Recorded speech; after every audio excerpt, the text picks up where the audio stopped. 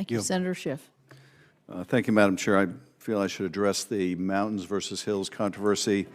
As a senator from a state in the West, I'm inclined to agree with Senator Curtis.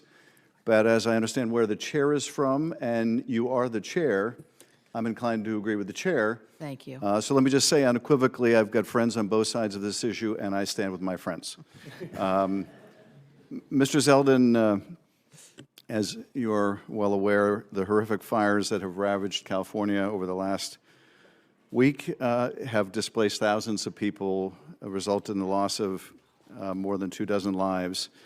As these fires continue to destroy Californians' homes, livelihoods, and so much more, it's more important than ever that California has the full support of the federal government to recover and respond. Fueled by severe drought conditions and strong Santa Ana winds, unimaginable events like these fires devastate communities and worsen Californians' water scarcity. When you were a state senator in New York, you were a member of the State Senate Bipartisan Task Force on Hurricane Sandy recovery.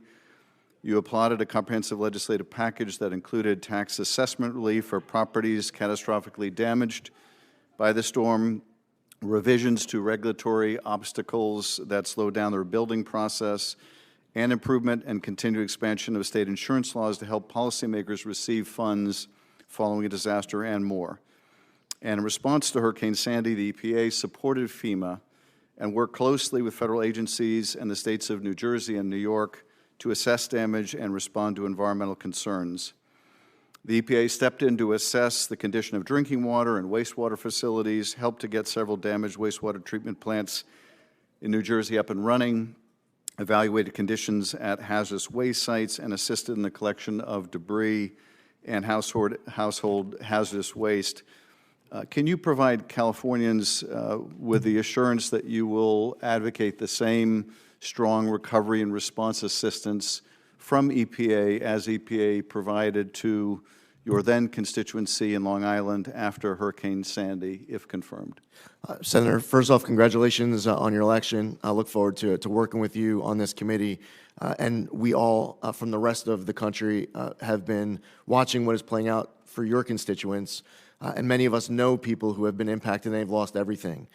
It's hard to it's impossible for us to put ourselves in the shoes of your constituents right now. I, if confirmed, would want to not only know everything in my power to be able to do as EPA Administrator to assist you in fighting for your constituents who have been devastated by these wildfires, but I would want to, in fact, do everything in my power to be able to assist, to make sure that this recovery is as speedy as possible. I would like to come to California to speak to those on the ground, hear any concerns that we need to take back with us to Washington, and to assist both you and Senator Padilla and your House colleagues to be able to fight for these constituents who have lost everything. Thank you, Mr. Zeldin. We will welcome you to the state and look forward to your visit. After the Maui fires in August 2023, EPA crews removed more than 200 tons of hazardous materials from 1,400 plus properties in the fire-impacted areas. The EPA also deployed water emergency team members to provide on-the-ground guidance and technical assistance for stormwater, wastewater, and drinking water for the county of Maui.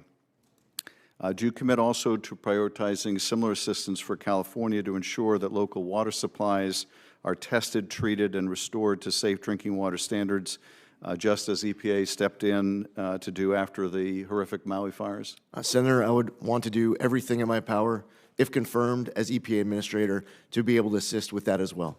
And I assume, Mr. Zeldin, your response will not depend on whether disaster strikes a red state or a blue state. You will equally work to speed relief to those Americans affected. Yes, Senator. It does not matter what kind of a state you're from. All 50 states are going to be of the highest importance, regardless of where a disaster ever strikes anywhere in America. Thank you. Let me touch on one other major issue that we discussed yesterday. That's the Tijuana River pollution crisis. This crisis has brought immense industrial waste and raw sewage over the border from Mexico into California, posing serious environmental and public health challenges to San Diego and Imperial County. We've had beaches shut down. We've had sealed training facilities deeply impacted. Coast Guard and Customs and Border personnel have routinely reported suffering from infections and gastrointestinal illnesses. Thanks to the work of Senator Padilla and Representative Scott Peters and others, we were able to secure $250 million in disaster supplemental relief in December. But EPA can play a pivotal role in this crisis as well. I would ask you to support EPA's Border Water Infrastructure Program, but also will you agree to review EPA's January 7th decision to deny requests to investigate the Tijuana River Valley for a potential Superfund designation? I'm not asking you to prejudge it, but will you agree to review it and consider whether a different judgment should be reached? Yes, Senator. I thank you. Thank you, Madam Chair.